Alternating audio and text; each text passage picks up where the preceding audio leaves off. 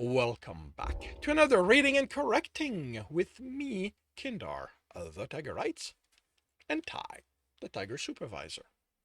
These are where I read a chapter from one of my stories and correct it as I go. If you want to listen to these live, it's every Tuesday morning, 8 a.m. Eastern Time. And if you want, on Twitch. And if you're looking to support me, that is on my Patreon. Today we are starting a new book, Breaking Step, Book 3 in the Dungeon Runner series with Chapter 1. With a scream, wind ripped the crate apart. Broken wood flew in all directions. A plank shattering on the wall partially embedded itself. Tibs kept screaming as he tried to keep the pieces within the whirlwind. When the last of it flew out past his head, he dropped to his knees, panting as the wind died.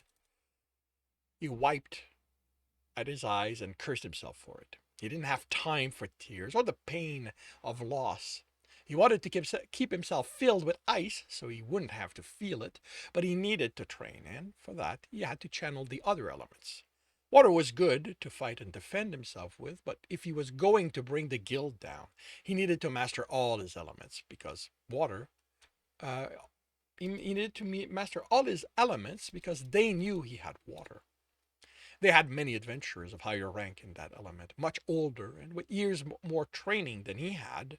His one advantage was his many elements, if he could figure out how to recreate what he'd seen other runners and adventurers do with them. He gritted his teeth and stood. He'd seen Karina use air to turn items into projectiles. He'd even sensed how she wove the essence to make it happen. He recreated the weave and, as the wind picked up in the center of the abandoned warehouse, it was already frayed at the edge. He focused, willed them back into place, added essence to increase the wind, and fought to keep the weave from breaking under the added pressure. Dirt rose off the floor into the whirlwind, along with the smaller debris left over from the day's previous practice. There. That was how it should be. Now, all he needed to do was alter the weave so that it would wrap up. It unraveled and the wind died, dropping what it had kept aloft. Why? Tibs screamed. Why can't I do this? No one answered. Air was probably too busy having fun to bother helping him avenge someone dedicated to her. Killing Sebastian hadn't hadn't been enough. He'd killed Karina, but okay, why are you? Yeah, you're right. Hadn't been enough. He'd killed Karina, but only because the guild had let him do it. They hadn't upheld their part of the bargain with the people of Craggle Rock, with the runners they had brought here to serve as food for the dungeon, to indenture the survivors into the guild service. It was what Alistair had told them, using less harsh words, what Bardic had showed him through his punishment. They were all here only to serve the guild. They all acted like to serve the guild. Huh. To serve the guild. It acted like the runners were valuable and yet had left them to fend for themselves when Sebastian tried to gain control of the town. Then, when he returned to destroy it, to destroy Tibs. Tibs screamed, unable to stop the memory of the man running a knife along Karina's throat, of how he was kept from saving her life. He wanted to feed his rage to fire, but as angry as he was, there would be nothing left of the building if he did, of the neighborhood. It was possible all that would survive. All that would survive of the town was the guild building, and that was the opposite of what Tibbs wanted. He switched to earth, sent a wave out, made the ground ripple, then flattened it. He formed a weave through the dirt, used it to shape it, lift it in the air, and it immediately frayed, but not as much as if something about earth essence made it want to stay unchanged. He moved the dirt around him, added more essence to get it to move faster. If he couldn't use air to make the sand blast, the sand blast Carina had, maybe he could use Earth directly to make it happen. Except that Earth didn't want to move fast. He could make columns to slam into his opponent, crack the ground open to crush them once they'd fallen in. He'd done some of that when Sebastian attacked the town, and adventurers could make it happen faster than he did. But he had seen none of them manage to sandblast. The column of earth moved around Tibs in a lazy circle, and he cursed. He wanted sand to rip everything in the warehouse apart, the way Karina had done. He pulled air from his bracers and wove that through the earth to add speed. But the explosion sent him off his feet. It could be done, he cursed silently as he got to his feet. Stowe was filled with weaves containing multiple essences. Sorcerers pulled essence from items and wove them together. Karina had told him about that, about how eager she was for her training to move on to teaching her training to move on to teaching her how to do that. How to do that. How to do it. How to do it. Let's just not have too many that. If sorcerers could do it, so could Tibs. He pulled earth essence from the ground and air, carefully mixed them. All he had to do was the detonation sent him through a crate, and only that he was already channeling earth kept him from being injured. Ta, ta, ta, ta, ta, ta.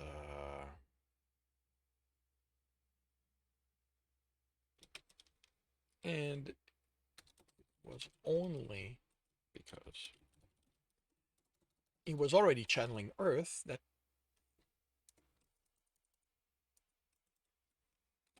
he kept from being. It was only because he was already channeling earth that he kept from being injured. Fine, he snarled, standing. Let's see how you like this one, then. Channeled corruption and let the essence spill off of him. The air took on a putrid smell. He didn't like it, but it no longer made him want to throw up. The wood rotted away, the nails falling and melting. In places, the ground bubbled as everything the essence touched took on a purple tint. Even if the corruption essence didn't outright melt something like the stone that made the base of the wall, they had other elements within them the essence could latch onto, and there were insects within the earth under his feet, small burrowing animals. He pulled the essence back from the ground. They'd done nothing to him. They didn't deserve death, especially not one caused by corruption. Even the rats he knew lived in the cracks in the walls shouldn't die this way, as much as he hated rats. So stone rats he could take pleasure in destroying. Those within the town he just didn't want to have anything to do with. He pulled the essence into his hand and made a ball. He spun it and let it expand, creating a whirlwind of corruption essence. The crates it touched melted into goo, but the freed pieces weren't picked up to be flung. He needed a weave to make something happen, or an etching. He pulled the essence back into him and took a slow breath. He pulled his knife and etched the X with that essence. But as he stabbed the center, all that happened was that it dispersed. Only water created the blast when he did that. He did the knife flick, hardly having to think about it anymore, and a blob of corruption flew out and impacted a broken plank, then sizzled as it melted. He looked at his knife. Even focusing on keeping the essence from eating it, the edge was now dull. Corruption and fire did that when he used the knife flick. The other elements didn't harm his knife, but they also barely had any effect. A flick of a mental finger sent more corruption essence to another crate, and the wood bubbled as it rotted away. Corruption, like fire, was nothing but destruction.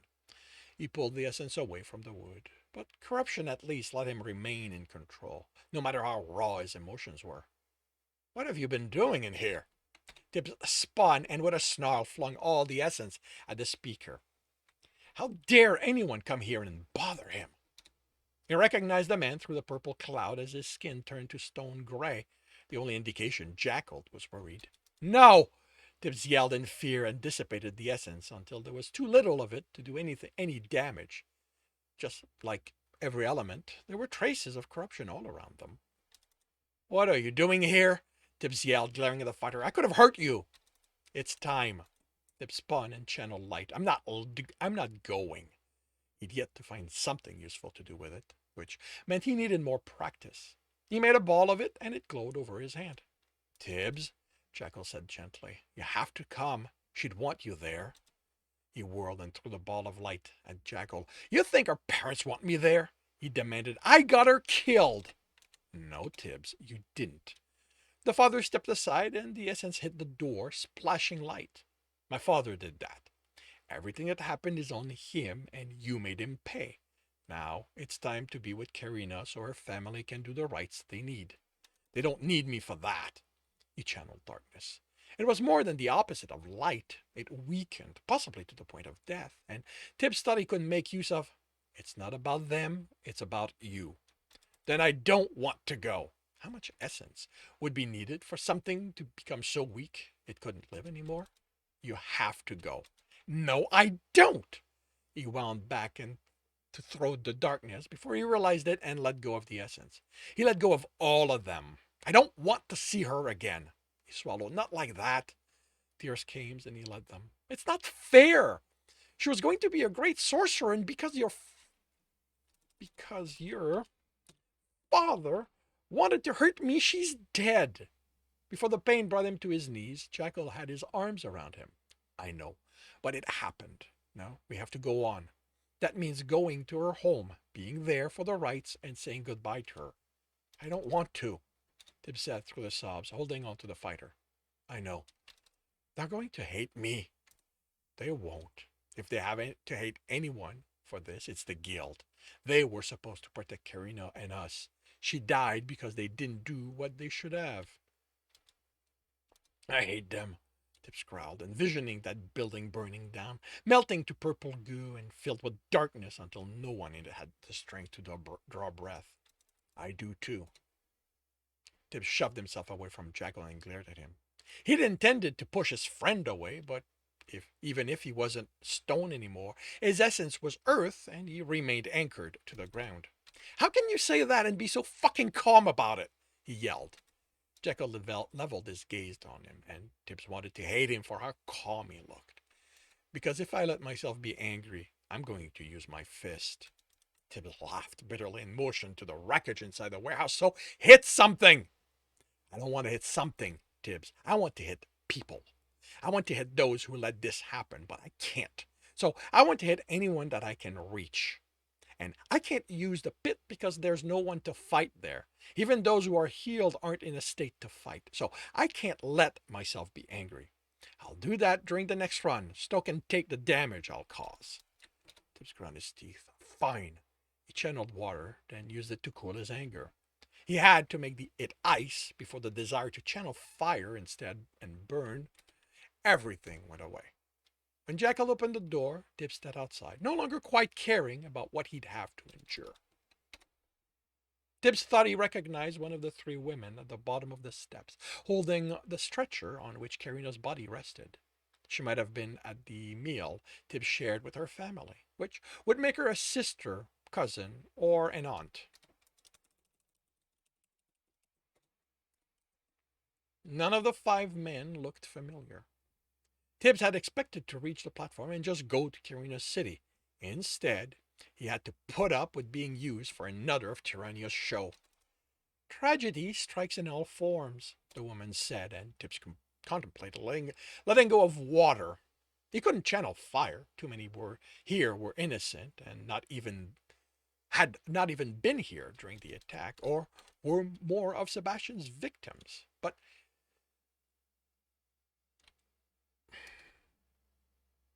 But she thought him subservient, so he would catch her by surprise as she went. Okay, actually, there's no but. She thought him subservient, so he could catch her by surprise as she went on about those left behind. He could wrap her in corruption, watch her melt. It would feel so good. Okay. Come back here. It would feel so good to hear her screams turn to gurgles.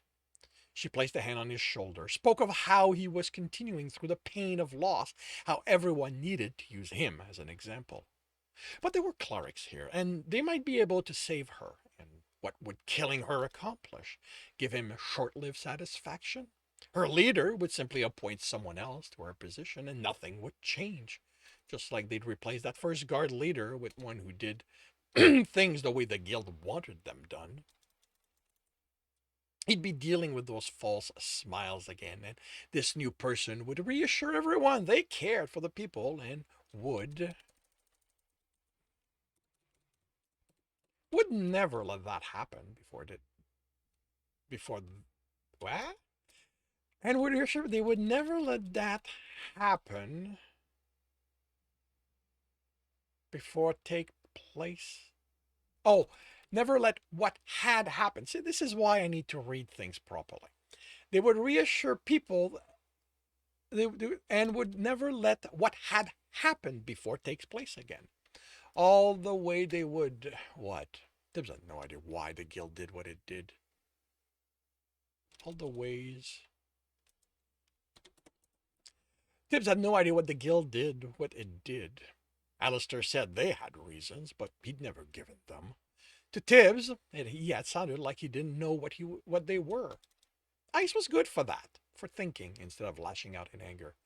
Jackal could decide to hold his anger in until he could do so safely. Ice cooled Tibbs' anger until he could think and plan. And he needed to plan. If he wanted to keep Craggle Rock safe from the guild, he needed to come up with a plan to end all of it. Not just the woman in charge of the building or lording over his town. And we will march on, Tarina pronounced. We will honor the fallen by rebuilding, by becoming stronger. When the next challenge comes at us, we will know we can defeat it because, together, we already defeated many. The crowd cheered, but to Tibbs' ears it wasn't as enthusiastic as on the day after Sebastian's death. People had had time to think, too. To think, too.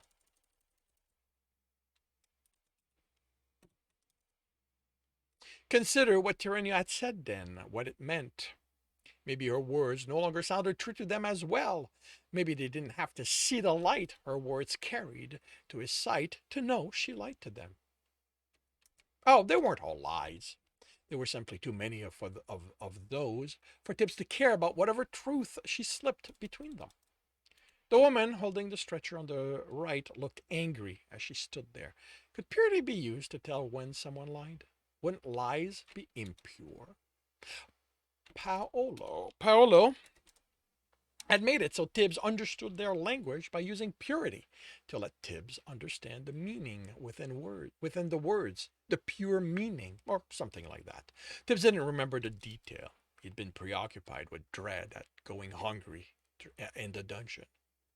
May all the dead return to the elements, Terenia said with finality, as this fallen hero does.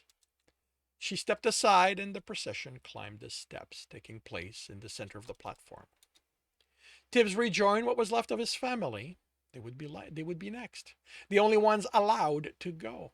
Others had asked, he'd been told. Tandy had demanded, he begged even. Tibbs might have been able to help her if he'd learned about it sooner, instead of as he and Jackal walked to the platform. But he'd been busy training since Karina's death. That was the best use of his time. The essence shifted over the platform. The air turned golden. Then people holding the stretcher,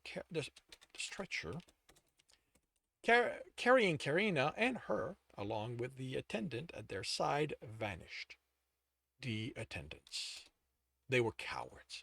But they weren't the reason the death happened.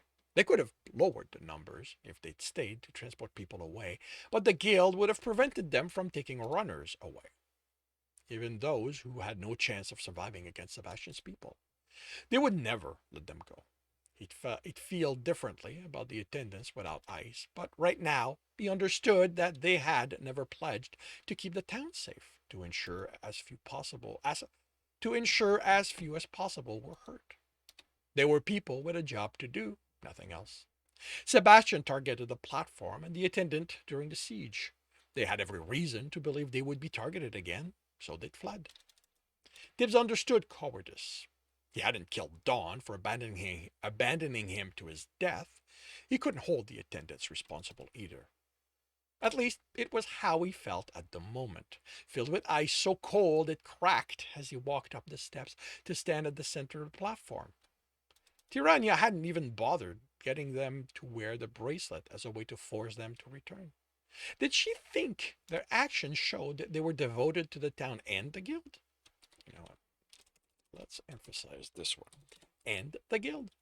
Was she lying to herself and believed that loving the town meant loving the guild? She didn't have to worry on his account, at least.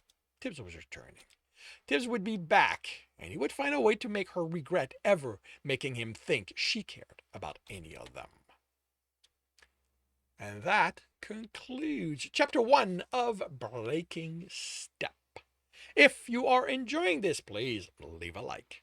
If you want to know when the next chapter is going to be up, subscribe and hit the bell. If you want to read the whole story, it is available on Royal Road for free. If you want to read ahead and support me at the same time, that is on my Patreon, where you can also get access to just about everything else I've written. And if you want to listen to these live, it's every Tuesday morning, 8 a.m. Eastern Time on Twitch. The links are in the notes, and with that, I shall wish you a good day.